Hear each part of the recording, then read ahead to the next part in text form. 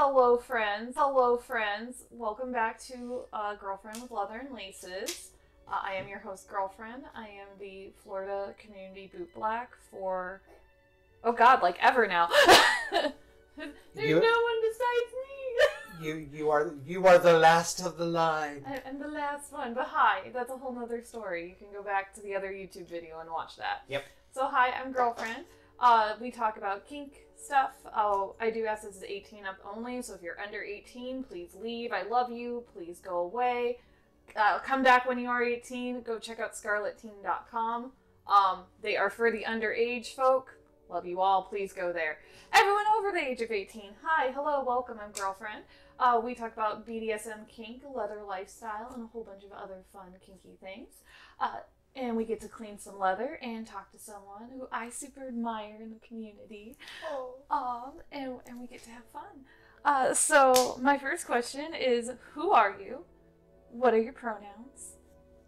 I'm Boydax. My pronouns are he or hey you. Hey bitch.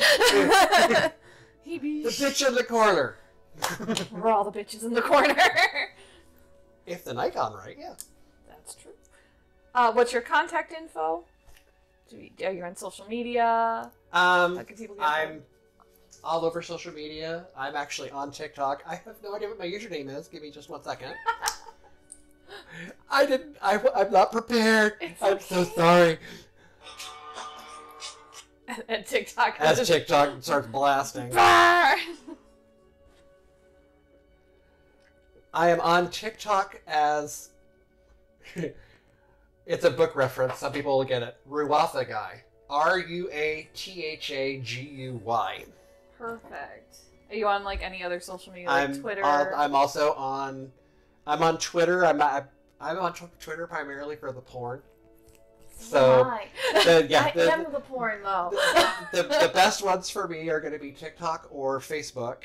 And Facebook, you can just look for Boydax, and you'll find the one that's connected to Girlfriend. Always good. And what are we cleaning today? What'd you bring me?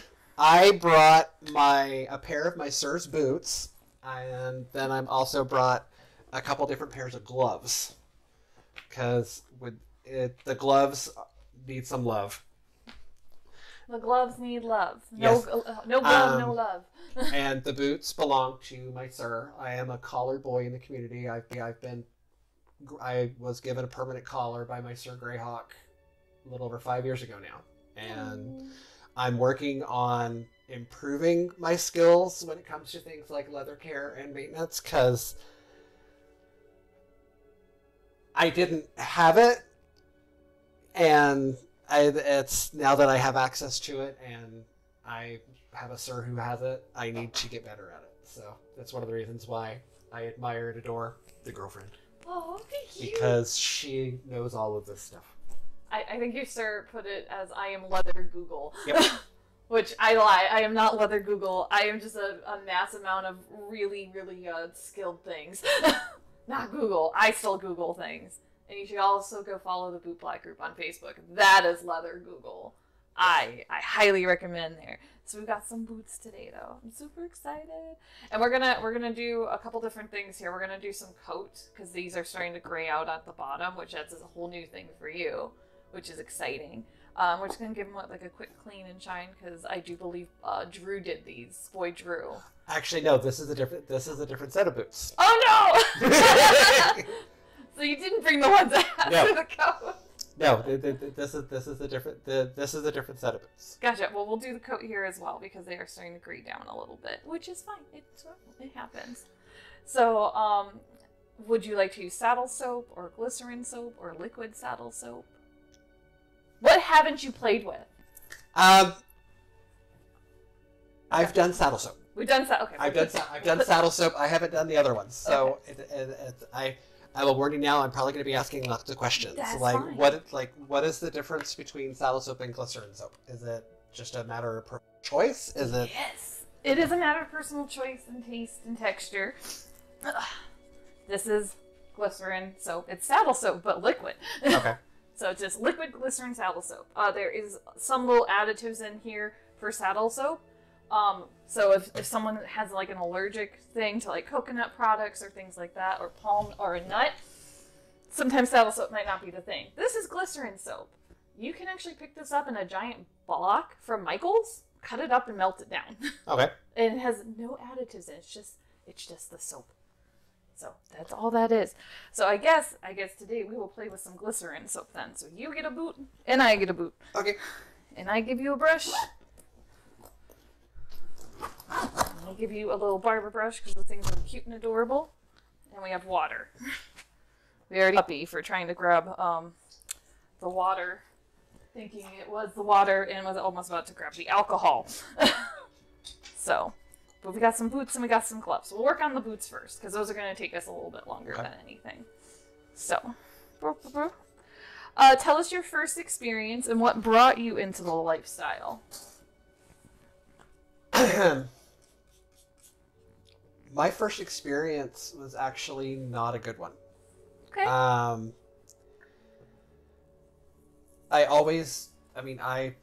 was the shy, quiet, fat kid. And I grew into the... I grew into the shy, quiet, fat young adult. And I was living out in California and going out in West Hollywood. Mm-hmm. And I would see random players from the leather community out there at the time, you know, either running around Santa Monica Boulevard, going into the bars. And I was intrigued. I wanted to know more. And I actually became friends with some boys and submissives.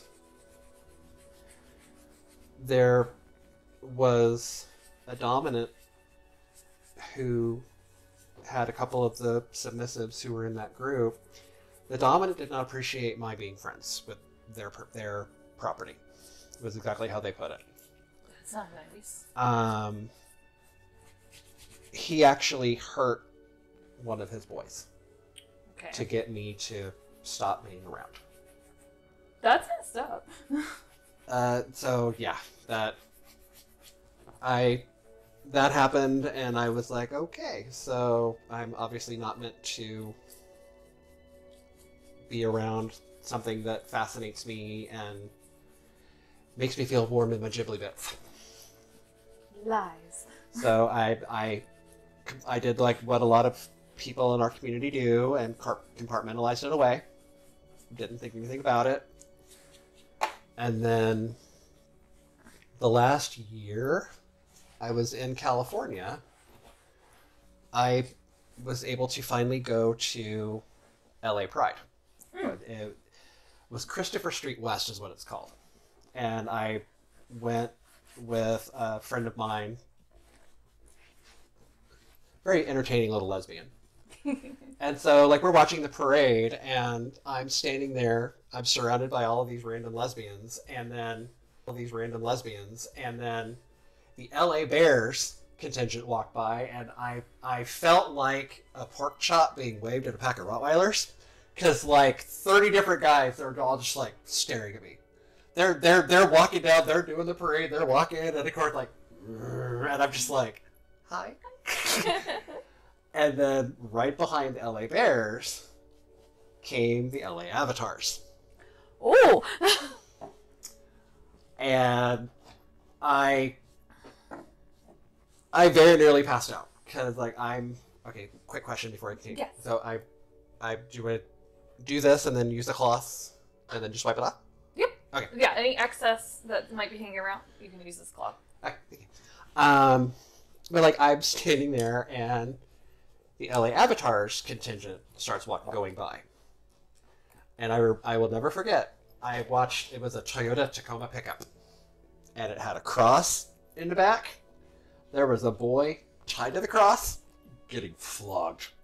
That's hot. Oh, I'm standing there, and my friend was just like, "You're vibrating. Are you okay?" And I was like, That's what I want. That's my kink. I need a moment. I need a moment. And like it was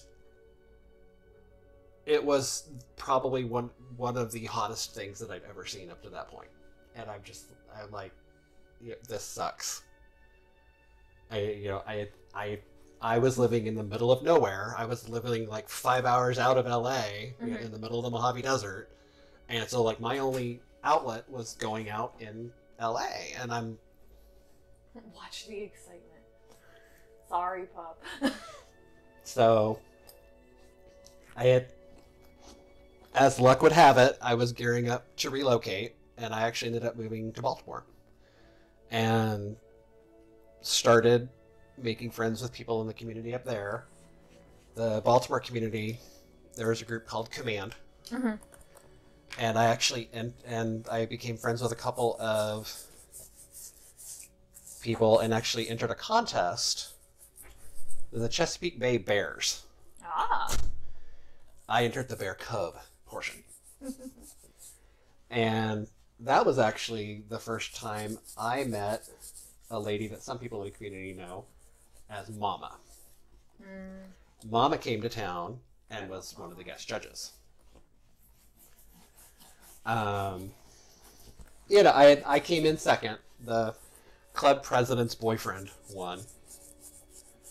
But it was a fun experience. And actually, it helped lower a lot of the barriers and boundaries that I had internally, which I didn't even necessarily know that I had. Yeah. But, it helped start my snarky side, because, like, I'm sitting there and... You know how it is. It's a contest. So, like, the contestants are up there. They're getting questions. And one of the boys who entered, like, his question was, if you could be a letter, what letter would you be and why? And his answer, Q for queer. And, of course, the whole audience is groaning. And I laughed. And a couple people were like, what would you say? Well, Z, you come last. That is true. And I got up there, and my question was... if you could be a flavor of ice cream.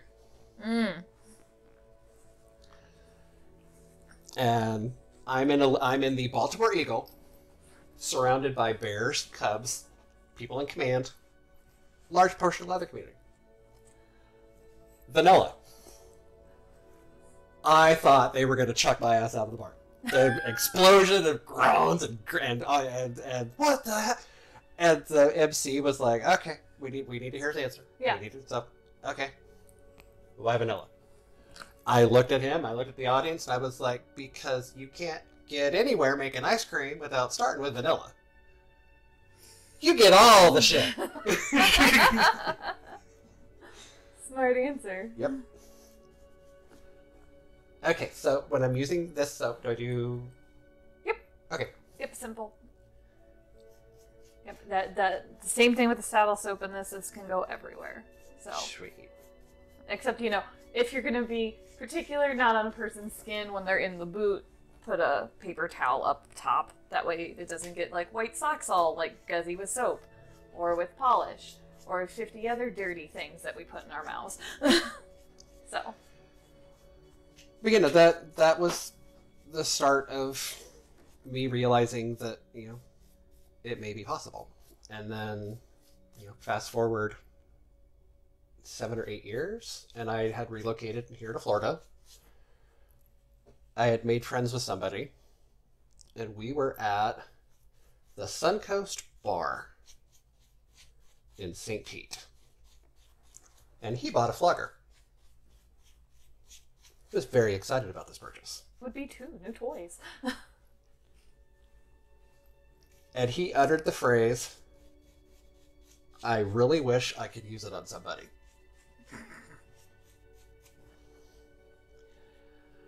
I got down on all fours in the bar, fully expecting to be ignored.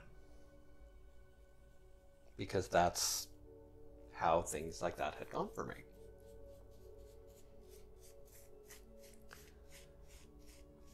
Imagine my shock when he ran his fingers through my hair,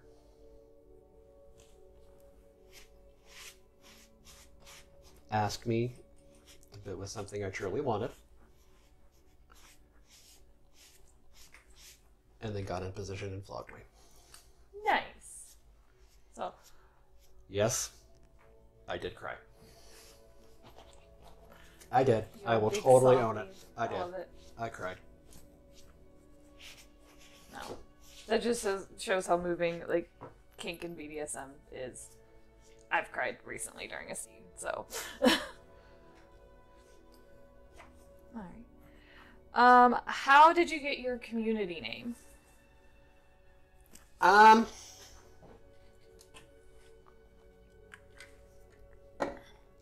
Couple factors. The big one was I'm a Trekkie, and my favorite character was the Dax characters from Deep Space Nine. I loved the variety of the personalities that you got to see in Dax with the various hosts.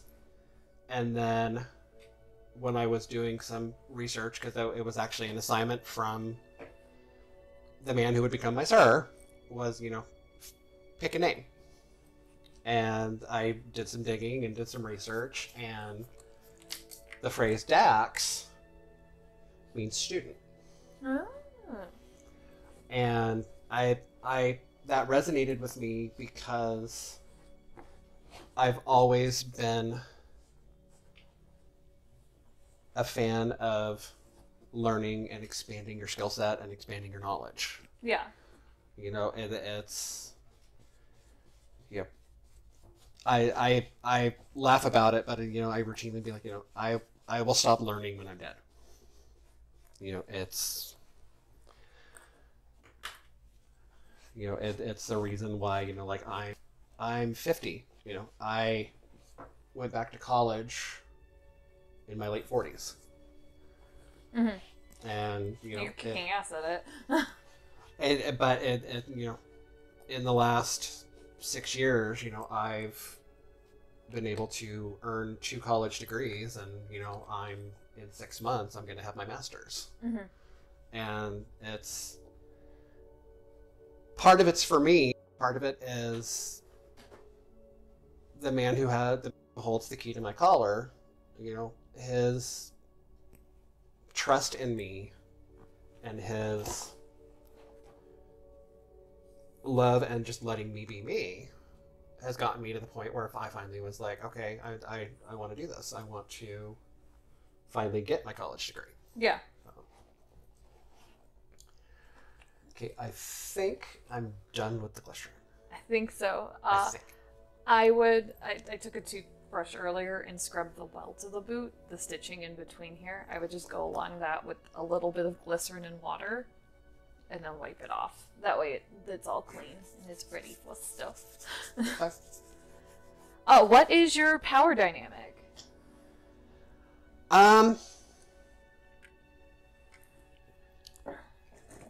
That is a very good question. Well, because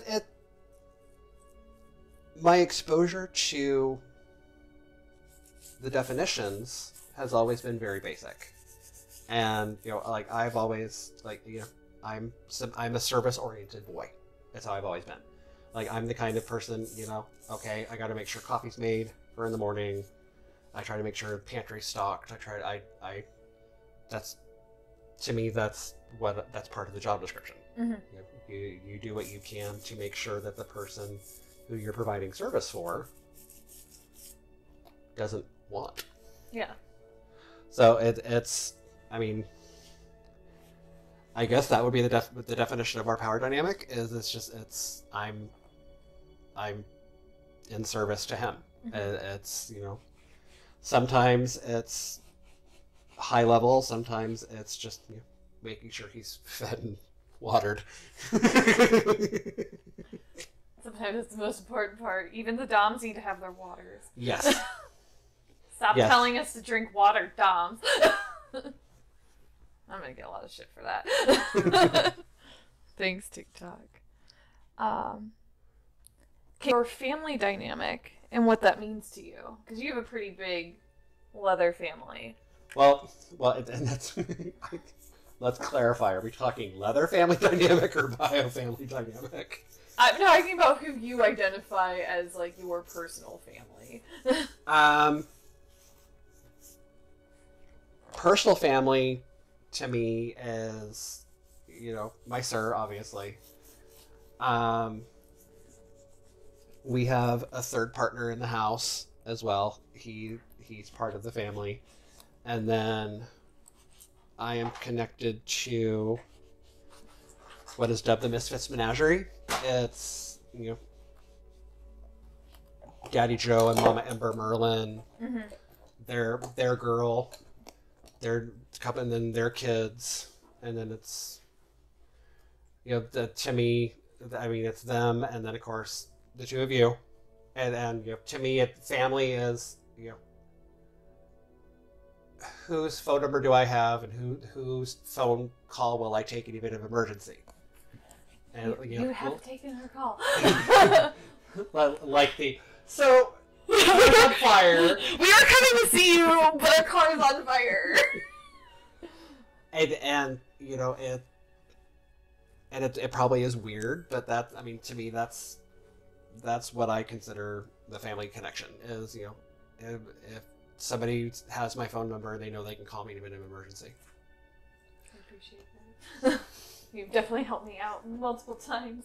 I just try to do what I can. I appreciate it. Try to do what I can back for you and your family. I love and appreciate you guys. Okay, what's next? It looks like you did good. We're going to toss this cloth so we don't cross-contaminate. Toss the cloth. Yep, cat gets a cloth. Okay, we're going to grab another cloth. Somewhere in this bag. There's more. It's a bag of holding. It is a bag of holding. We are going to grab the alcohol. It's a 1 to 10 alcohol solution. We are going to just gently clean the metal that's on here and make sure it's really pretty and shiny. So, you gotta open the alcohol, because if I leave it open, it will all evaporate. And I won't be happy with that. Or accidentally be used to spray things. Yeah. Puppy. It's cute. So when you do the alcohol, do you want to be careful, or is it just a... It's a 1 to 10, so nothing's really going to damage or dry out the leather. So it's so diluted down leather. So it's so diluted down, though. I usually put it on the rag itself. Well, sure, be logical. I mean, I could correct you, or I could help you make mistakes and then learn from them. No, we don't like that. No. You want to take the hard way out. I see how it is. But this way, these guys... I am my mother's child, and that I will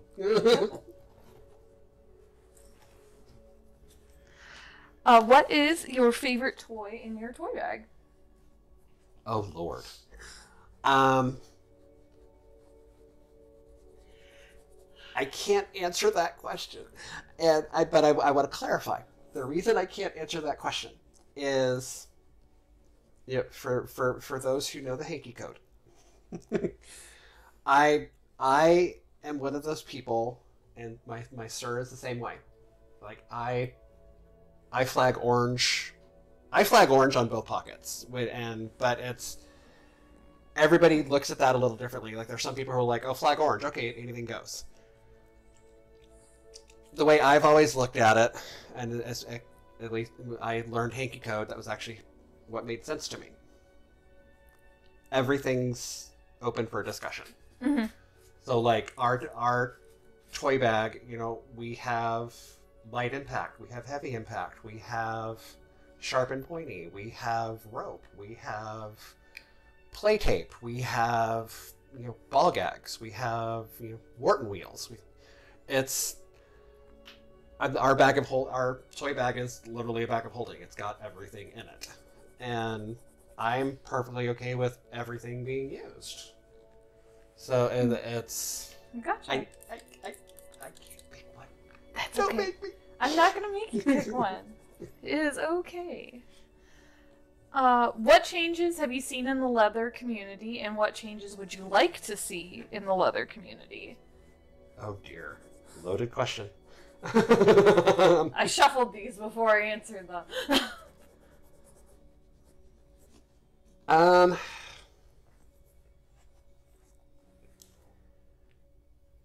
The one thing that I've noticed an increase in is call out culture, I guess is the best way of putting it.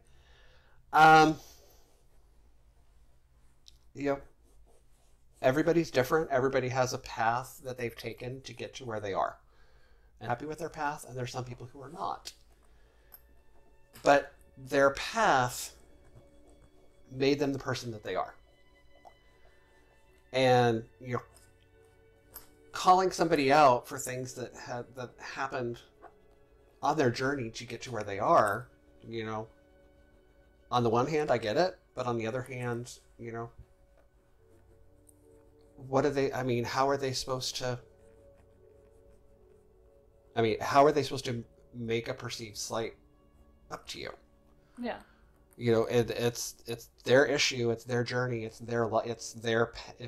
everything they've gone through has been for a reason. And if they are the type of person who, they've gone through hell and back, and they're literally still willing to step up and be involved in the community and help others, big or small, judge them who they are now. Yeah.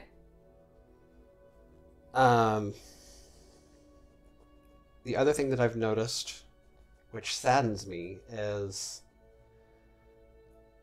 the loss. We've lost people, we've lost places, and we're not gonna get them back. And there's perceived issues that come into play where people are like, oh my god, the fetish people are doing this, kink people are doing this. Okay. If what they're doing has no bearing on you, why do you care? Yeah. Yeah, that's my answer on that. I'll take it. Good answer. What are you doing to celebrate Pride Month?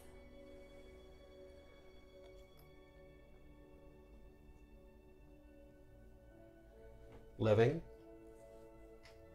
Living's a good thing. Because, well, we live in Florida. We live in a state where the people who are in power would very happily wipe us out if they could. Yeah. So, if the best way to celebrate Pride Month is, I get in my car and I go to the store and I buy groceries. Okay, I'm getting in my car and I'm going to the store and buying groceries. I don't hide who I am. I routinely wear my Women a Drummer shirt. I routinely wear, things that, gay puppies, gay bears. And I get some people who are like, oh, cool. I get other people like, oh my god, you can't wear that in public. Yes, we can. It's a shirt, Karen. If your children are that traumatized by a shirt, they're obviously not watching TV. They're obviously not watching TikTok. Right? The metal is so shiny. Yes. It's shiny. Now, if this is like tarnished and that didn't work, what we would use next is actually toothpaste of all things to help scrub it and make it even shinier. Ooh. But it popped up real nice, so we don't have to do that. So, metals are weird on sometimes leather. Toss that rag over there. I'm going to tell it goodbye. Thank you for its service. How do you think events will change after COVID? If we ever make it there. I think events will change after COVID. I don't know if COVID's going to be the change indicator that people expect. And the reason I say it like that is even prior to COVID, events for the fetish community had turned into the haves and the have-nots. It's like the age-old discussion that anybody who's on TikTok or Twitter or Facebook, and you get these discussions all the time. Oh, well, they're not wearing gear, so they're obviously not really leather. They are. It's I was a lot bigger than I am now, and for the longest time, I didn't have a vest. I didn't have gear because I was big. I didn't think number one that I could actually even get it, and then I didn't. What I saw that was for the bigger sizes, I didn't like, and I think it's gonna solidify. great. You can go to an event and you can spend hundreds or thousands of dollars to go to the event, or you can live your life, do your own thing, and interact online. Yeah. You know, and it's expensive, and I cost of living and cost of everything is exploding right now. So I don't think COVID's going to be the deciding factor for events. I honestly think it's going to become a thing now where, you know, okay, I could spend hundreds of dollars to go here, or I can pay my rent and eat. That's true. That is true. Okay, what do we do next? Okay, we're gonna grab a lighter. Are you terrified? We're setting shit on fire, okay? Yes. He's not setting shit on fire, okay? I promise you, he's not setting shit on fire. No. Okay, good. I wanted to make sure you feel the... So it would be a bad move to give Pilot light the fire? Let him light the fire. Don't let him light the fire right now. But no, we're just going to burn down some of these little strings and things like that. Anything that we see kind of hanging around. I see a fuzzy on this one, a fuzzy down here. So the little strings we're going to burn off. I'm going to give you the colorful lighter. Yeah. All fancy schmancy. I'll take my classic black one. So. And it's just like a quick, like, tap. We're not going to sit here and light the whole boots on fire. That would be awful. That would be bad. Tell us your top 3 kinks and or fetishes.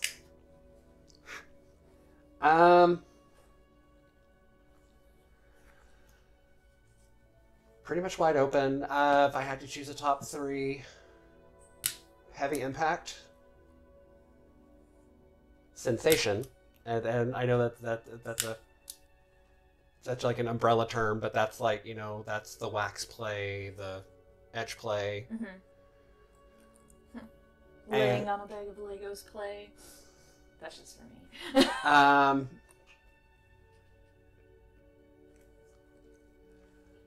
And then I've become very much a fan of like cigar boot service. Mm. And that's become a lot of fun to actually play with. That one's one I really admire but can't do because of asthma. I can do some aspects of it. I can't do the ash play that I would like to do. I was not blessed with good lungs.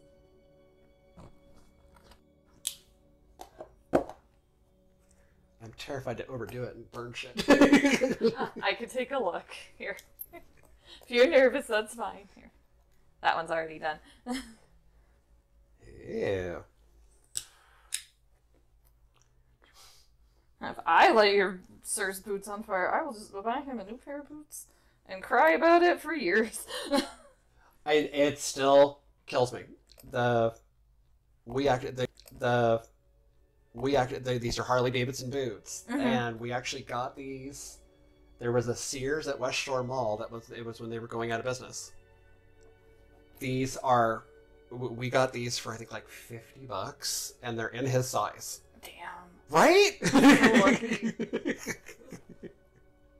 That's a really good find. Yeah, no, my golden foxes, I think they were $50, and it was like the last one, and they're a male size, but they were for me, and I'm like, oh my god, and they say girlfriend on them. I'm like, yes.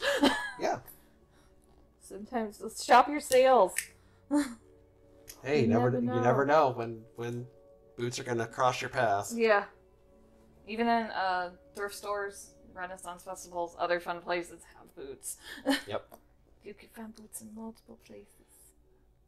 Yeah, it's actually funny you mentioned Renaissance Festival. It's actually one of the things, because my sir's path to leather actually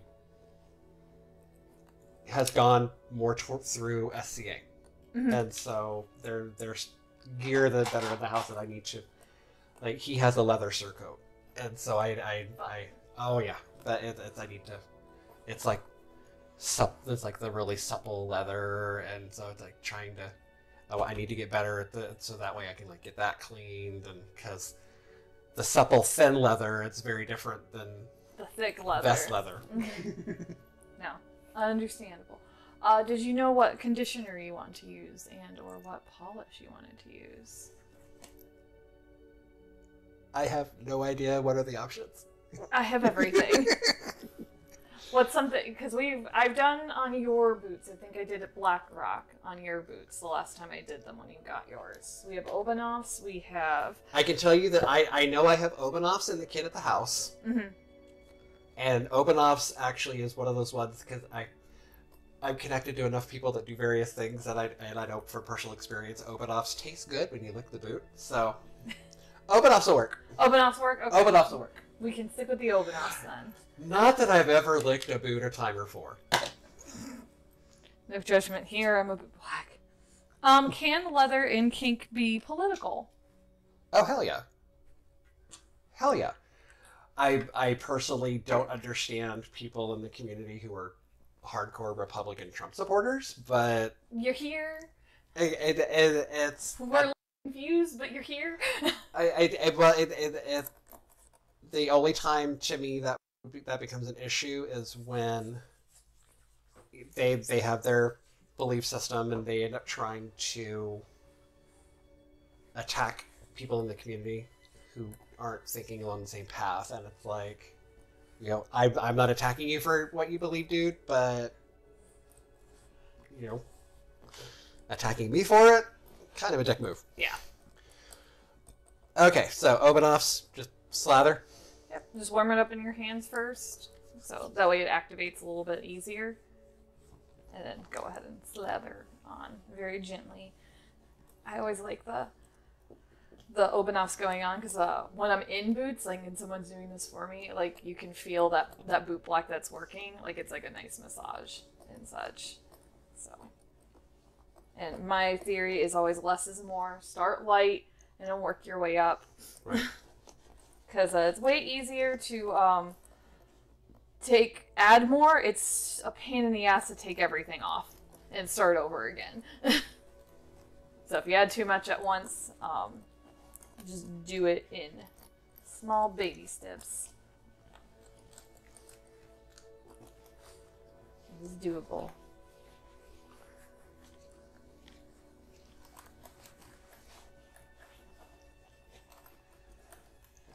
But yes, the goal is eventually get to the point with the blacking to where we can actually do scenes with this, because like currently the leather maintenance is done away from scenes, just because. Scenes are fun. I love doing scenes. I love messing up boot blacks that wear white shirts at the bar. It's probably one of my favorite things to do. I'm like, why would you do this? This is just a target. I'm going to ruin it for funsies. Because I can. It's really hard to keep a boot black clean. I'm not going to lie. Well, and it's the one thing that I actually have had people bring it up to me in the past, because like we'll be out at a bar and, you know, I'm generally not wearing the white shirt, anything like that. And I actually had somebody approach me, wanted to know why I was out of the boy uniform. And I'm like, my sir has never pushed for me to be in the boy outfit when we're out. You know, if he decides he wants that, awesome. Yeah. You know, I'm not going to wear it because somebody else in the community feels it's appropriate. Yeah. Wear what you want, as long as you're comfy. So Herdy Rising says hello. Hello. It said she likes as well as you're talking. Thank you. You grabbed a lot of Obanoffs. I didn't mean to. It's okay, just keep rubbing it in. I didn't mean to, it's all squishy. It's fine. Yeah, no, just keep rubbing it on and it will eventually dull down.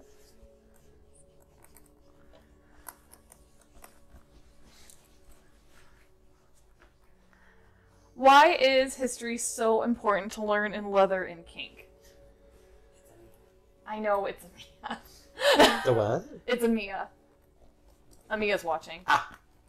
Hey girl, hey! But why is history so important to learn in leather and kink?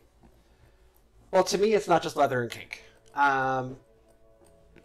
If you don't learn from the lessons of the past, you're doomed to repeat. You're doomed to repeat the issues. It's. I'm a history geek. I was the kid who was reading books on the Titanic in second grade. We need to know where we came from, so we can acknowledge what we have, we can appreciate what we have, and we can work towards what we want. And Pride Month is a great example of that, because the fact that there's people out there who don't know the names Marsha P. Johnson or Sylvia Rivera. Yeah. It's like, gay history is more than, Judy died and then Stonewall happened. But, the fact that there's people who are like, oh my god, who are Marsha and Sylvia? It's like, crack a book. This is the things they don't teach you in those fun classes at school. Well, but need to get taught. It doesn't help that there's a lot of, I hate the term, but it's appropriate, whitewashing that takes place. Here in Florida, yes. Here in Florida especially. If things happen and take place, and it's somebody who isn't what is considered acceptable, they'll override it. Probably a good example of that was when the movie Stonewall came out. The director of Stonewall, who is a gay man, redid the story and turned the central character for the Stonewall riots into a white kid from Nebraska. Yep. And all of the POC and trans people that were around him, they were fluff. And it's like, okay, thanks for that. You just in a single movie, you just managed to take gay rights back. Awesome for you. It's leather and kink. It's not pretty. It's not, it has nothing to do with gender. It has nothing to do with body size. It has nothing to do with body type. It has nothing to... If you're dominant, you're dom. If you're submissive, you're submissive. Yeah. It's the fact that there's people who are like, oh, well, they don't have a six-pack and they're not wearing the right type of harness, so we're not going to talk to them. Yeah. Well, that happened to me here when I first moved to Tampa. There were people in the local community. Like, I would try to talk to them, and they're just looking at me. They're like, why are you talking to me? It's like... I also got that at events because, I'm a woman working at gay events. I can't believe how many times I was told to go back to the vagina tent. Multiple times. I'm like, bitch, I am Excuse here. me, you're away from the vagina tent. You need to, go. It's like, okay, vaginas are so spectacular, they have their own tent now. Good to know. I pitched tents, and now I get to sit in one. And that's the thing that I will never forget. And I'm gonna talk about some stuff from the past in the local community. Way back when when Suncoast Resort was open in St. Pete, my sir and I we would do public scenes in the back room of the Eagle. Mm-hmm. The back room of the Eagle, there was a stage. We had Mike built a bench. And we had taken the bench over, and the bartenders loved it because we would do a scene, and the back of the bar's filling up, and the bartenders get extra sales. Bartenders loved it; thought it was fucking great. Used to get rude comments about my size, and there's a height difference. I'm 6'2", my sir is 5'8", and they couldn't wrap their head around the fact that the shorter guy is the dominant, and it's like body type doesn't have anything to do with it. Body type doesn't have anything to do with it. There was a leather weekend, and it was a lesbian weekend. There were a bunch of women from the community, from all across the nation, were there, and we did a scene. There were no catcalls. There were no snarky comments. There was some dude who tried saying something, and I heard him get put in his place by a couple women who were watching. And yeah, because like, I'm on the bench, and I hear over to the side, you need to shut your fucking mouth. And I'm just like, okay. Got done, and there were 3 different women who came up to us and thanked us for the scene. And one of them said it was actually the hottest thing that she'd seen in a while. Nice. I loved it. That was so much fun for me. Okay, I think I've rubbed my excess Obeloffs. I think you have. You rubbed it in very, very nicely. So I'm noticing that there's some wear here and wrinkling on the boots. If you actually just take the Obeloffs like this and shove it inside on top of the wrinkle and rub it in, the wrinkle will sometimes pop out. After this, after these boots are done, make sure to stuff them. That way that wrinkle will start to disappear. So. Well, yeah, because like one of the things that we've started doing is in the closet that we have our paraphernalia. Mm-hmm. Like I was just actually putting pool noodles, but should I use something different so that pool way? Noodles are great to help keep the shape up here. We're talking about the shape down here, right. Rags, old socks, things like that. Shove them up there, and that way this doesn't like crease and start to work over. Because this is kind of where your sir's walking. Right. Like this is kind of where like the toes and the ball joint all meet together, and so this is like where this boot is like breaking in and such. Okay. So. Yeah, I get what you're saying. Okay. Mm-hmm. I will. So I don't forget, I'm gonna make a note. That is fine. What is it like being a community educator? Because you and your sir do a lot of like fun electro play. There was the one time at band camp. There's one time at Sawmill, which is band camp. It's. I'm a whore. I own it. So I would totally love doing public play because you'll have the titillation, but then you'll have the people who are like, oh, wait, what is that? Like, to me, it's fun because people will ask questions. Like, we have a very, very nice Violet Wand set because Electra's another. To me, it falls under this stimulation one, which is fun. We have a very nice Electro kit, and it's got an attachment. I call it the chainsaw. It's the size of a credit card, and it's like a ring of the little dinky light bulbs. Mm-hmm. And when you're dealing with a Violet Wand, electricity conducts to the bulb. Yep. And because it's this ring, it's like a constant whirring.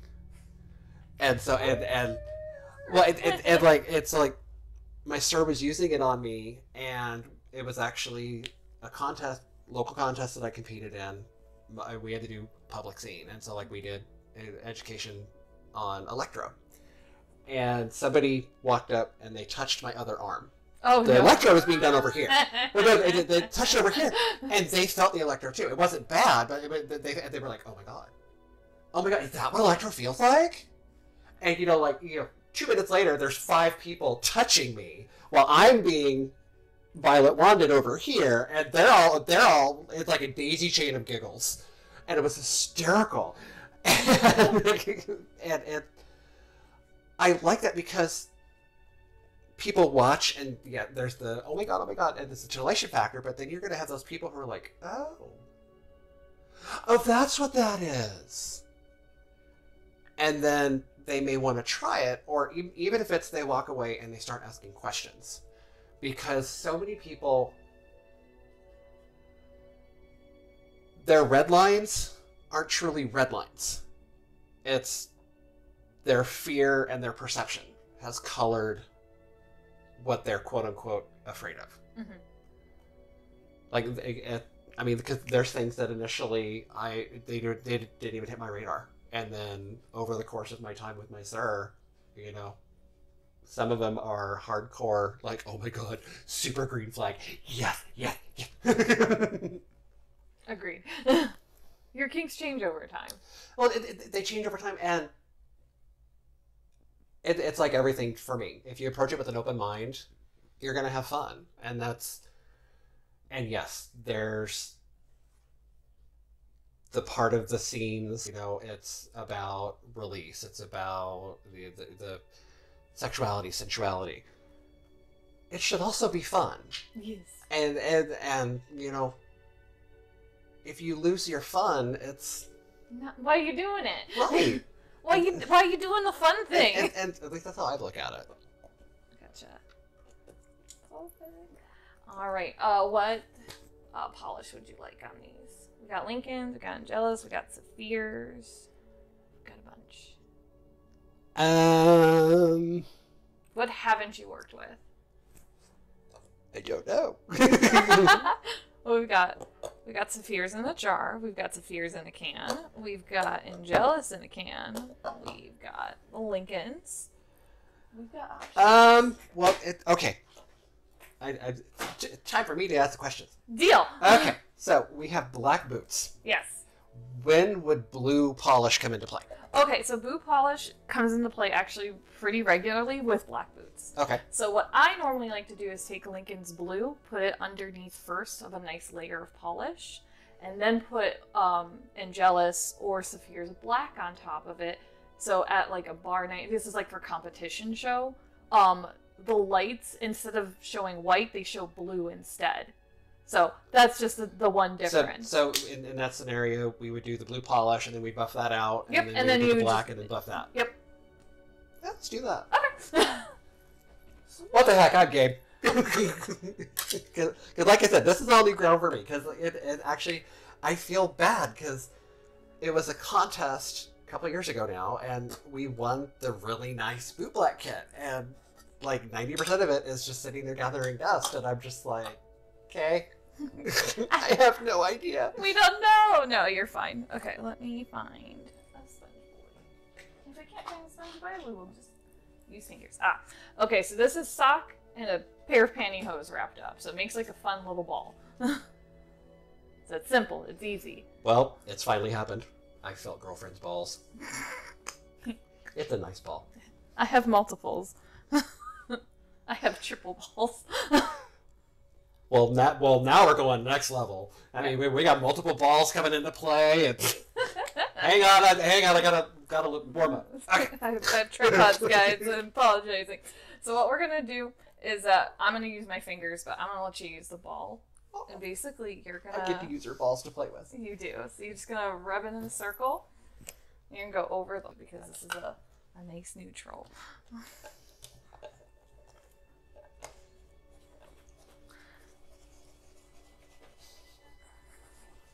I'm going to give this a few minutes to dry. The viewers loved your warm-up. Oh, good. Okay, do I... Yep, just grab one. Now, when you're dealing with polish, is it okay if it's dried out like that? Or... This is actually good polish. What you really want to avoid is polish that is like completely cracking and going to shit. This is not that bad. This is a-okay. It's not that badly cracked. It's been melted back down. Now my fingers are blue. Well, stop fingering Smurfs. Don't tell people what my kinks are. That's just rude. Don't out me. What is Mama's family? That is a really good question.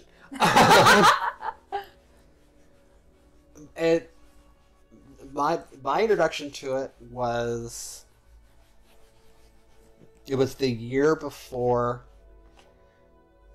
the contest that I ran and won. The contest at the time when it was alive was Mr. Florida Leather and Fetish Pride. Mm-hmm. And I and my sir had showed up to support our friend in the community for his run. And, he's been on the show. You can mention him. Oh, Bandit. Yeah. We had to support Bandit for his run, and I had over the course of the event of the months leading up to the contest, the producer was stressing about fundraising and things like that, and so I would be again, I had a couple vests that were just sitting in my closet gathering dust that I wasn't wearing, and so I was like, you know, do you want these? You know, you can add them to your, because she was working on doing like gear sale and things like that, and I kept stepping up and doing stuff like that because that's what I do. I'm a service boy. It's, you know, my service is to my sir, but if need be, my service is also to the community.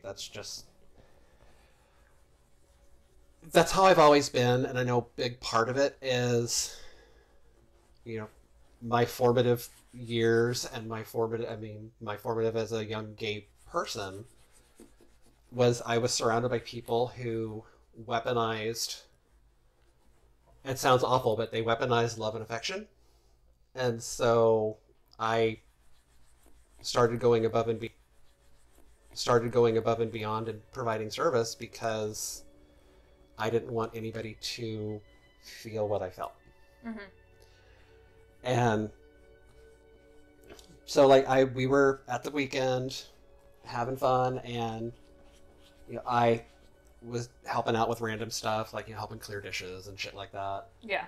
And it was an intermission, and they were talking about doing a Mama's Family photo. And I'm like, okay. And then I went to move out of the way, and you know, like 10 minutes before that, the producer had looked at Mama and was like, oh yeah, you know, this is the one who donated all the vests and has helped out and done all this other stuff. And like they're starting to gather to do the Mama's Family photo, and then Sandy Reinhardt looked at me and was like, yeah, you need to get in the photo, honey. And I'm like, what? There's space in the front. You need to get in the front. And I'm like, but I'm not in your family. Yes, you are. I do what my heart says, and my heart says this is right. Sit. I'm like, I love her. okay. And so I sat and did the photo, and you know, my sir walked back in the room a couple minutes later, and I was like, I think I just got invited into Mama's Family. You just got told into Mama's I Family. I got pulled into Mama's Family by Mama. So you have no right. And You do what Mama says. You do what that woman says sometimes. She told me to sit, I sat. I think I got blue everywhere. I don't know. It's kind of hard to tell. How do you tell? How do you tell? So, good news is that we need to let this sit and dry for a second. Boop. I see a spot. But you know, it's. I mean, I'm part of Mama's Family, and you know, I know the history of it, and it's you know, it's people who go above and beyond for the community, and you know, I just do what I can. And it's why like I've stepped up and started doing things like the baskets, and it's just because it's fun. Gotcha. How did you get your nickname in Mama's Family? I know I got it from the producer, and she can't just heart, and so it stuck, and that was what I was pinned with, was Mama's Gracious Heart. Yeah. Ooh. All right. As soon as this dries down a little bit, I will let you use this brush. I'm just gonna buff it right back out. And we're not gonna go hard on this. It's actually like a light touch. Okay. Of all things, the buffing is not hard. It's light. Yeah, no, I used to do my shoes for Sea Cadets, and we did the brushes a little bit, but then mostly what we used was cloth. Yep, you can always do a shine cloth too. So I'll let you use the brush. So since I have the black one available right now. But you know, I got Mama's Gracious Heart. But the nickname I prefer is the one that I actually gave myself, was Florida's Basket Whisperer, because I've been doing the baskets. So. Yep. How did the baskets all start? Because you make some bomb ass baskets. At any event, I'm just like, that's the basket that Dale made, and that's the one I'm bidding on. The basket started honestly because I wanted to build baskets that I would like, and it's, you know, anybody who's gone to more than one event, you know, most of the baskets you see are standard. It's pretty much cut and dry. And people go to Dollar Tree, go to the liquor store, Yep. put random stuff, and like I did it. It started with my title year, because like my title year I did 3 baskets, and you know, like I approach it as, you know, okay, I need a theme, and then I go from there. Like, you know, if I did a cigar basket, I need good cigars, a humidor, lighter, cutter, ashtray. Yeah. And then, you know, like when I did my cigar basket, I actually didn't include liquor. I included Cuban coffee, because liquor can be triggering for a lot of people. And, you know, and yeah, the argument is always, you know, oh, well, you can just pull the liquor out and give it to somebody. You know, that kind of defeats the purpose of getting a basket if you're pulling out a huge percentage of the basket and just giving it away. So I tried doing different stuff, but you know, I would find a theme and then go from there. Like, my pride and joy was a basket I built during my title year. I bore somebody who was running for another local contest, Florida Power Exchange. She asked me to do a basket, and I said, "Oh, I know which basket it is." I said, "Yeah." I wanted that one so bad. And knowing the personalities of the people who were there, I decided to do a tank girl basket. And so I got some stuff donated, and yes, there's some stuff I bought, but I'm good at finding decent prices for things. So like the tank girl basket had, you know, like the original movie poster from the Tank Girl release in the 70s. Blu-ray, soundtrack. I had a stuffed kangaroo. I had the collapsible water bottle. I had, you know, a sign, brush your teeth. and I will never forget, you know, I showed up at FPE. I put that basket down, and apparently, like, the sign-up sheet was full shortly after. People were taking the basket and hiding it. Yep. It was a really good basket. Well, and it, like, I try to find good stuff and stuff that makes sense. Like, I created a couple baskets for one of the local people who was Miss Woman, a Drummer. I actually created a couple baskets for her, and like I reached out to people in the community, and like one of the baskets had a leather jumper, beautiful jumper, beautiful, and it had that, and it had a couple sex toys that I had gotten donated by. I don't have the name of the company in front of me. It's on my computer at the house, but it was a company that was run and created by fetish women. Nice. And they created sex toys. Because if you look at most sex toys, you can tell they're created by men for women. And so there's certain things that are done and not done. Yes. Well, these toys were designed by women for women.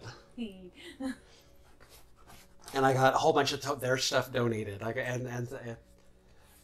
So it was fun.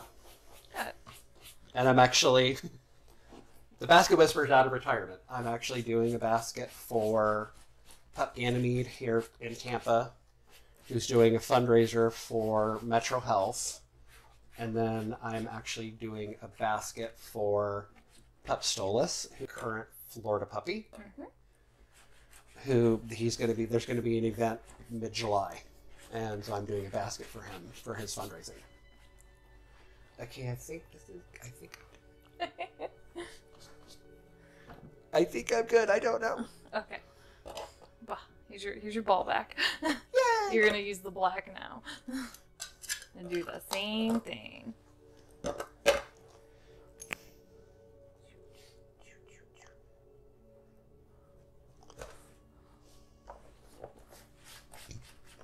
Okay.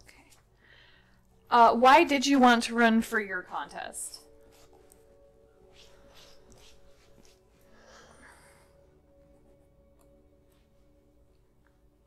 I wanted to run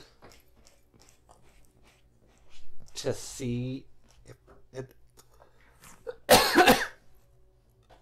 As silly as it sounds, I wanted to run to see if I could. And I say that because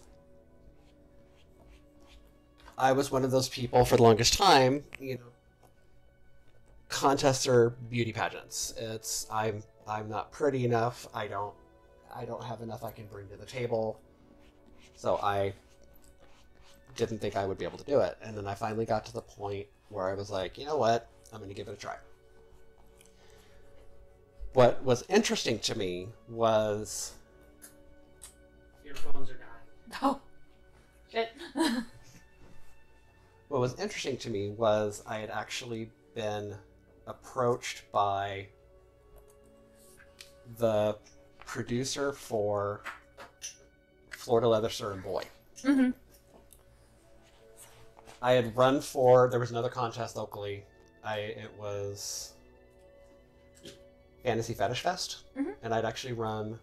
I was one of 2 contestants who ran and had fun doing it. And the final score, I lost by like 3 points. Dang. So, but it was okay. I went into it, I had fun, and I let my barriers drop, and I was me. And that weekend was actually the weekend where my sir gave me a permanent collar. Mm-hmm. So it was a good weekend, no matter what. But no, that Sunday, we were checking out, and Master Bill actually came to the room and wanted to... He invited me to consider running for the boy title that year.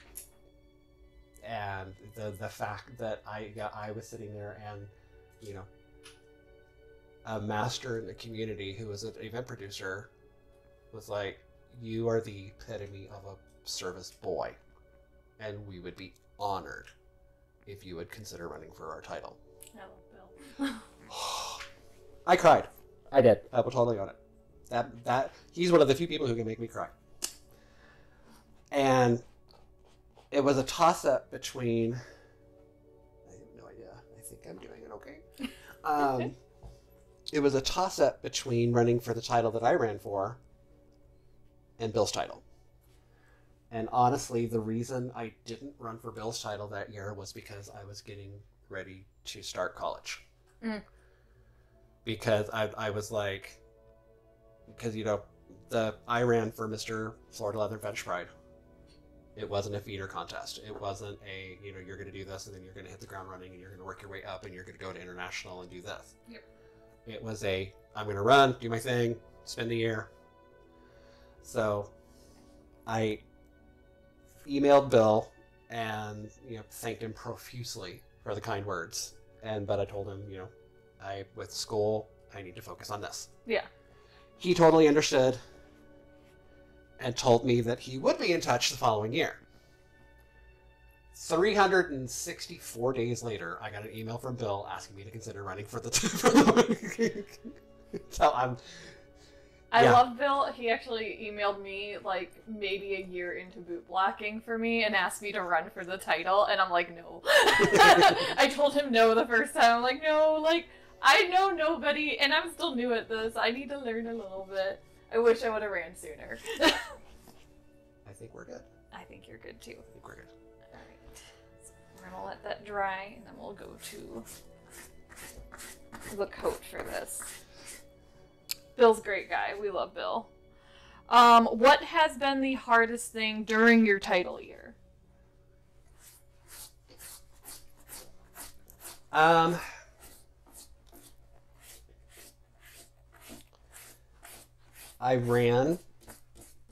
I won, and then there were several people in the community who promptly just stopped talking to me. And what followed was 12 months of being attacked, not directly,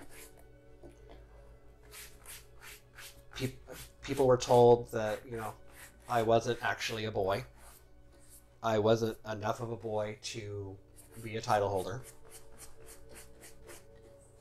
And, I had no business being having a title, and, the producer, if the producer was smart, the producer would pull the title and booted me. Mm-hmm. That hurt because there were people who were involved who I thought were friends, or at least, people who either were my peers I could respect. And so it caused me to shut down for a couple months and just be like, I have my people I will interact with, and yeah. I came out of that because I was like, I'm me. I'm still going to be the person still going to be the basket whisperer. I'm still going to be the person who steps up to do shit for the community, if for no other reason because I can. Yeah. And because there's too many people who don't, and if we don't have people who step up to do things, eventually the things are going to disappear. Yep.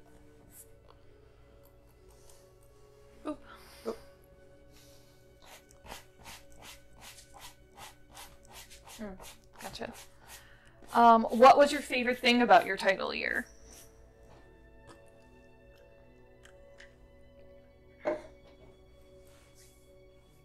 Making people smile.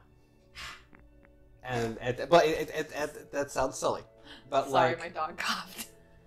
Oh, because I went outside the box is how I approached it. So I was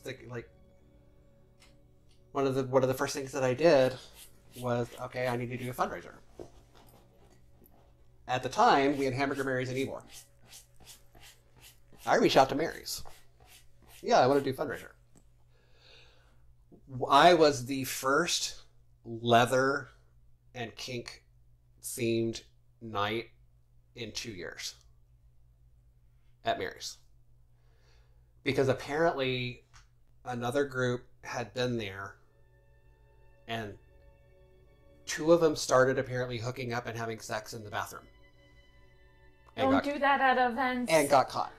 At the bars, don't do that, please. And, if you want to do it at an event, fine, cool. As long as there's consent involved. There's room, you guys can Right. go away. Don't go to a public bathroom. Don't go to a We public love you bathroom. guys. And initially the owners of the Hamburger Mary's were like, there were problems last time your community was here. And I was like, I'm just going to come in and do a fundraiser. And I approached it like I do baskets. So essentially there were 10 Basket Whisperer baskets at bingo. And, I ended up raising $700. Nice. And it was a success. And I actually lucked out and was able to do my bingo fundraiser this Sunday of Pride Weekend. Nice. So it was stuff like that. And, one of the other events reached out because they needed sponsors. Mm-hmm. And so it was FPE. And Yeah. so I donated money and became one of their sponsors for their weekend. Mm-hmm. And there were a couple people who are like, why? And I'm like, if it helps somebody go to an event, Do it.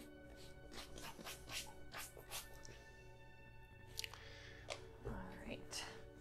Yeah, see, hands get gross for bootblacking. Is there anything you would have changed about your title year when you ran? And this is code, so this is the hard part. You're gonna watch me do this while you think of your answer. yes.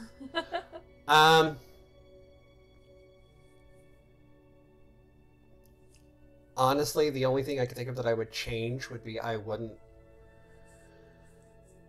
put on the Plastic Smile and shut down for 4 months. I would call the people out on some of the shit and then move on. Because I think too often we turn the other cheek, where sometimes a better response is say something. Call them out. I agree. Okay, so I'm doing some coat here, and this is just to re-energize the rubber and make it black again. So this is a woolly dauber. You can use a paintbrush. Keep it in the box, because if it spills everywhere, it will get everywhere. I don't care about the carpet, but it will get everywhere. It's easy to pull up. And you're just going to go around on the heel here. Now, the bottom of these aren't horrible, so we're not going to have to do coat on the bottom of the boot, but you can as well. Okay. So that is an option for some people. Some people like doing that. I normally do. Depends on how bad the boots are. And this does take a minute or so to dry. So this is definitely something like, if someone's sitting in your chair at a bar, don't let them get up and walk away right after this step. Don't do that. That's bad news. They will leave little boot prints all over the place. And the bar will be pretty pissed. Does them good. Builds character. True. I want to come back though and make money. There we go. Okay. So I'm gonna grab a rag. Hello, Dory. Oh. Oh, okay. Very pretty, clean boot. All right. What does being a boy mean to you?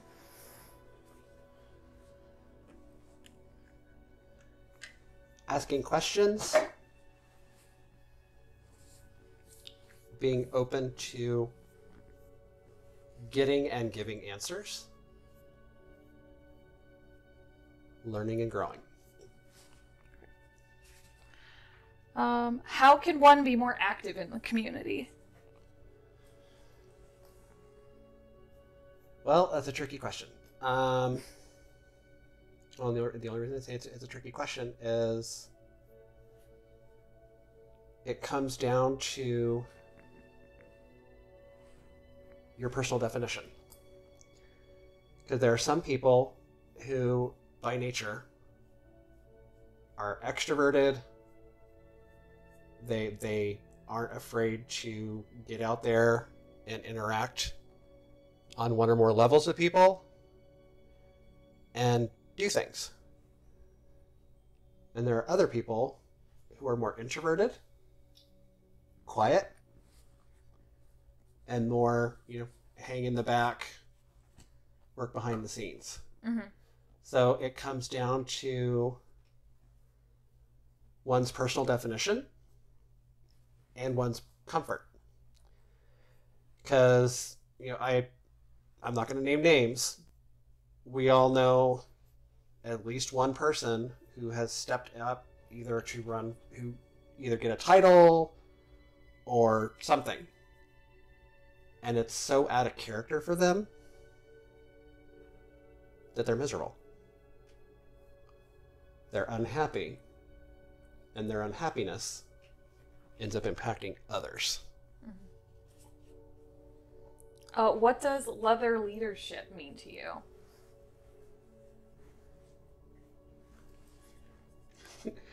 Reference personal definition. Well, because there are people who, if you ask them, they will happily, oh yeah, I'm a leader in the community, and they'll trot out a resume. That's awesome for them. You don't have to be a title holder to be a leader. You don't have to have a microphone. You don't have to be in front of the camera. You don't have to. Some of the most effective leaders that I've ever seen in the community or outside of the community, where do you want this? Some of the most effective leaders I've ever seen are the people who, if you ask, 90% of the people they interact with will have no idea what they do. Yeah. They're there. They're always there. They're a leader in the community. Mm-hmm. You don't need a spotlight, but too many people seem to think that they do. Again, not naming names. What is in your boy bag?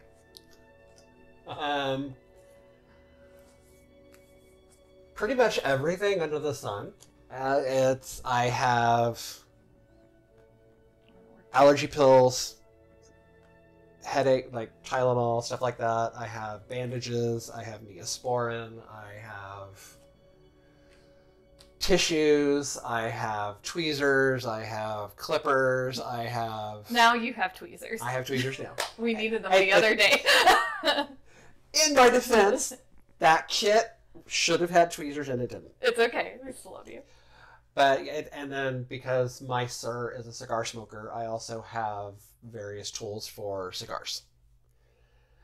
The trick with that is I'm trying to get him to get more comfortable letting me actually prepare the cigars. Usually he just grabs it and starts cutting. Usually he just grabs it and starts cutting it, and I'm like, let me do it. I'm right here. I learned how to cut. Deal. We're gonna do a pair of gloves. Which ones were the ones that were more funky for your sir? Well, they're actually both about the same, and they're from both the same and from talking to him and from watching, cause like the fingers fit good. The issue is the thumb. Gotcha. So don't clean these yet, then. Okay. Because so basically these gloves seem like they need a little bit of forming. What we can do is actually take another like nylon glove or a nitrate glove, fill it up with water, have this sit in there, put it in the freezer for 12 hours, pull it out, take off the water glove, have the sir put his own hand in there, and just take a hairdryer and mold it back onto them. And then clean, then condition them. Okay. So, and I'll give you recommendations for that. Okay. So, that's no big deal. Plus, you already have it, so haha. What is consent? Consent is everything, and to me, it's actually something that is. It runs in tandem with communication. Sorry, my nose is getting all stuffy. Consent is, like when I came down to do this with you, I signed a consent. There was, this is going to be going on. This is going to be going on. Do you consent? The same thing can come into play with a scene. It can come into play. It can come into play with having dinner with somebody. Sure. Oh, you're fine. Pop, do you mind throwing dinner in the oven? Oh, thanks. Never mind. Too many people gloss over consent, or they trot out the, well, it's just an umbrella. It's to me, communication's key. Communication's paramount. And, consent is part of that, but it's also, you need to get everybody on the same page. And, you, in the course of doing that, you can touch on, is it okay if this happens? Is it okay if this happens? Because there's a lot of people, they panic and oh, well, I don't consent to that. It's like, okay. The fact that you've uttered this means that it's actually something that you've thought about. Mm-hmm. And communication. Yep. Is BDSM and kink sexual? It can be. It doesn't have to be. Yeah. And it's I say that because my dynamic with my sir started out distinctly non-sexual. It was, there are scenes involved and there's sensuality coming into play because you're being touched. Mm-hmm. Sex is not part of that. And part of that is my own issues, and then around communication and body and what have you. And it finally got to a point with our dynamic where things could start happening, and it was okay because we both were finally at a point where we were able to legitimately communicate with each other. So yeah. What is a leather book or kink book you would recommend everyone read?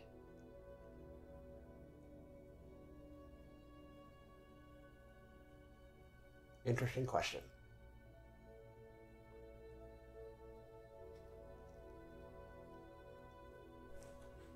I don't know how to actually answer that accurately because Leatherman's Handbook, Leatherboy's Handbook, of course. I mean, that's ones that most people know. Mhm. Like I have multiple copies of each. The new edition's great, by the way. Yes. Honestly, my approach to that question is more in line. It falls back to communication. You know, ask the question. You know, if you're on Facebook, if you're on TikTok, if you're on Twitter. You know, hey, what's a good book that you recommend? And you will have people recommending books that you may have heard of, and you may have recommendations that you're like, where the hell did that come from? Mm-hmm. And it's totally out of left field. Yep. But if you read the book, you know, it can provide profound insight not only into fetish and BDSM, it could also provide insight into the person who recommended the book to you. Mm-hmm. You know, like there's, you know, discussions that I'm involved with like Vince Andrews. I'm connected to Vince Andrews on Facebook, and like he had put a post up. There was a book that he was looking for, and I found it I found it online. Was able to actually buy a copy of it, and I read it, and it was probably one of the hottest books I'd ever read. And I get it, and it's now part of our leather library. You know, we're at the point now where we have probably 2 shelves full of various books that are kink related and some that are just strictly schmutt. We like schmutt. But it's hot. Schmutt's hot. What is your definition of leather?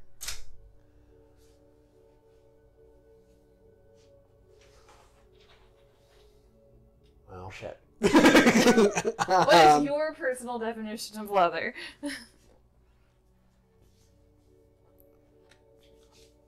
My personal definition of leather is the light that came on at the end of the tunnel. And it because I spent so many years being cut off from parts of myself that I didn't know were missing. And then when my introduction to leather finally happened, okay, the puzzle finished, things connected, Mm-hmm. and so yeah. What advice would you give someone who wants to run for a leather contest or kink contest?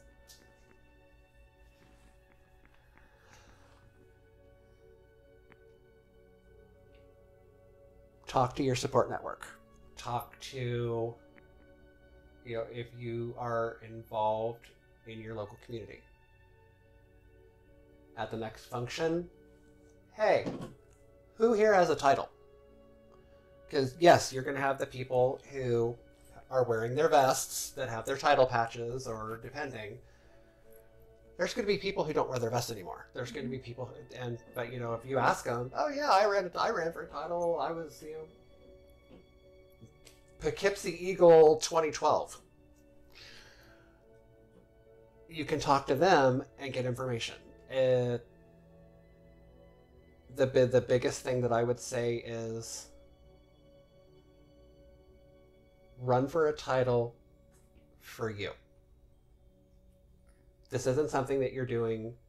It's not going to give you cachet. It's not going to give you, you know, oh my God, I'm a title holder. I can get into the title holder things.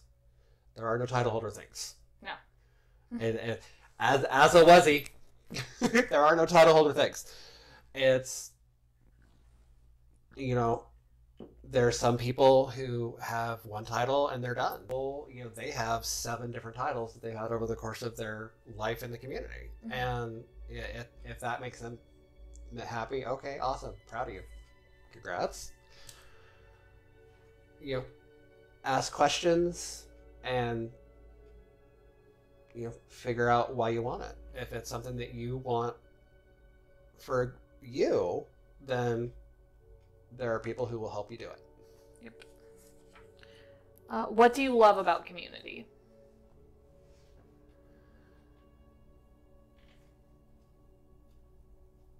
When it's working like it's supposed to. Connections that you have. And I say that because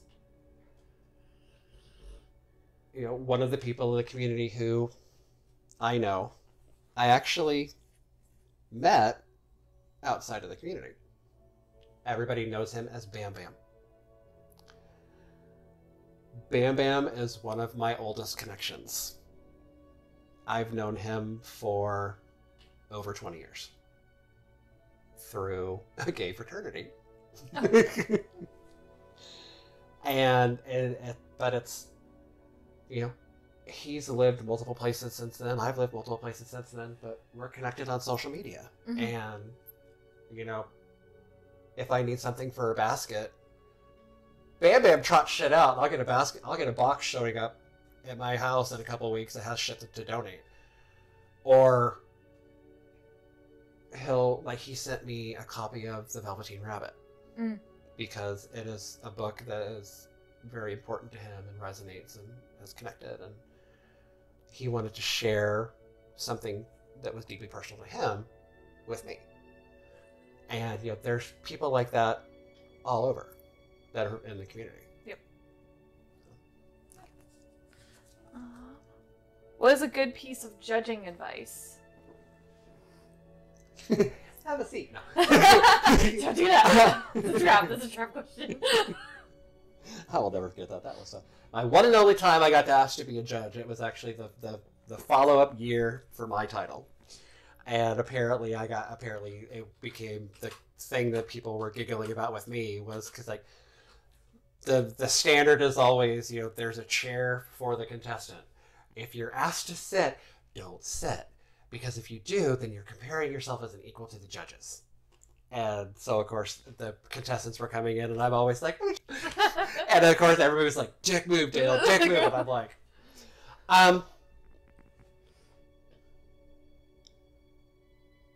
what was the question? Judging advice? Yeah, judging advice. Don't sit in the chair. Don't sit in the chair. Well, no, it's actually, point of clarification. Is the advice for the contestant being judged, or is the advice for a potential judge? Potential judges. Potential judges. Okay. Yeah, we'll do potential judges. Okay. Well, in that one, don't lose sight of where you came from. At one point, you were on the other side of the table, frustrated, antsy, nervous. So if the person trips over what they're saying, if they forget something, it's okay. They're going to step up and do what needs to be done. Mm-hmm. Or they're not. That's the contest is that's what the contest is there, is to see if they're able to step up. I've been to enough contests. I haven't judged contests, but I've been to enough contests, and inevitably there's at least one contestant in each one. They get caught up in their head. They get frustrated. And so it's you could just watch the defeat wash over them, and it breaks my heart every time I see it. Mm-hmm. And it's because I can almost guarantee you nobody from connected to the contest was like it's okay. You're still you. You're getting stressed. You're getting frustrated. You're getting caught up in the moment. You know this. You know the material. You know the product. You know the work. Mm-hmm. If you trip over your words, okay, you trip over your words. Own it. Move on. Yep. Oh, yes, we answered that question earlier. What is a piece of leather that you own that means the most to you, and why? You're attached. Hold on. Oh. I'll clip it up. I'll clip it up here instead. Sweet. There you go. Okay.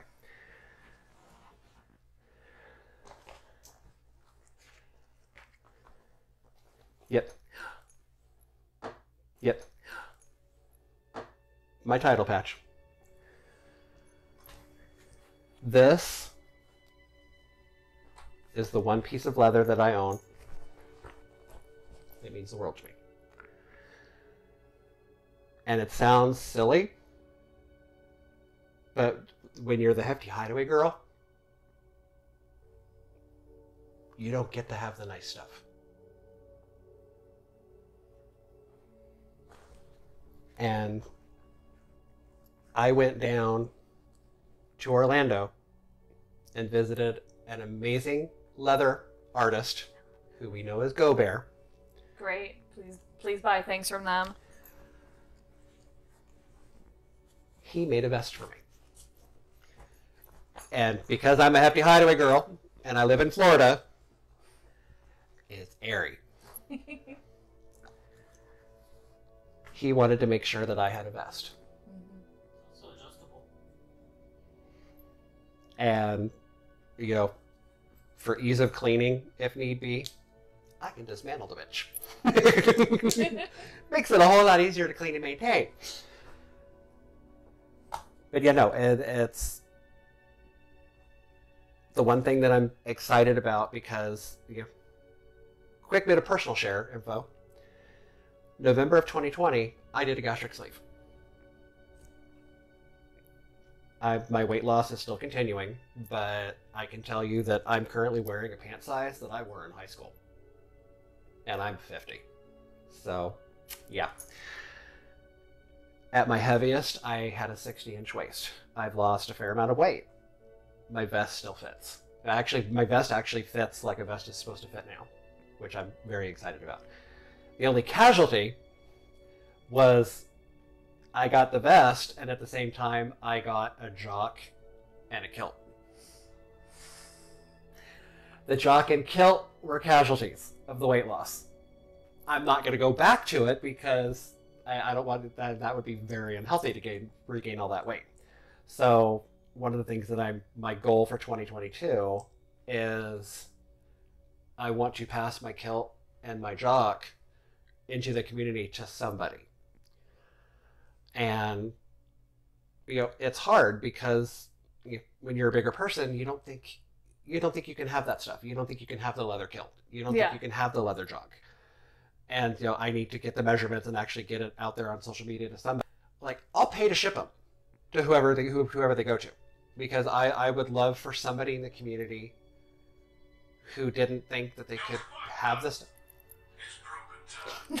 Hi. That was my notification on my phone.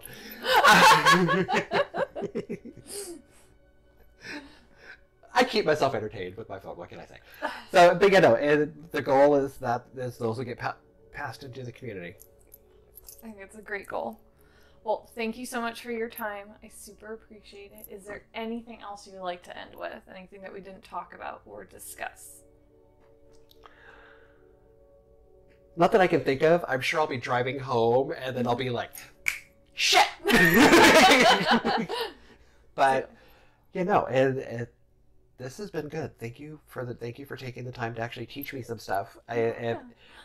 I'm no longer quite as scared of Baby Black Kit. I'm a little scared because there's like trays that pop out and like it's almost like an apothecary kit. It's very entertaining and a little frightening. That's a giant makeup kit. That's what my box is a giant makeup. See, I actually like that. I wouldn't mind because we have our toy bag, we have the butt stuff box, I have all these different things, and I was like, something like that would actually be really handy, I think. It was $80 on Wish. Nice. It's still holding strong after 5 years. Don't know. Well, thank you guys for joining us today. We'll be linking Dale's stuff on the YouTube video so that way we can be found. So, I hope you guys have a wonderful day. Thank you for joining me. Super appreciate it. We're gonna go eat something delicious. She's gonna go shove things in my mouth. It's gonna be awesome. Nice. Oh wait, that's the X2. Sorry.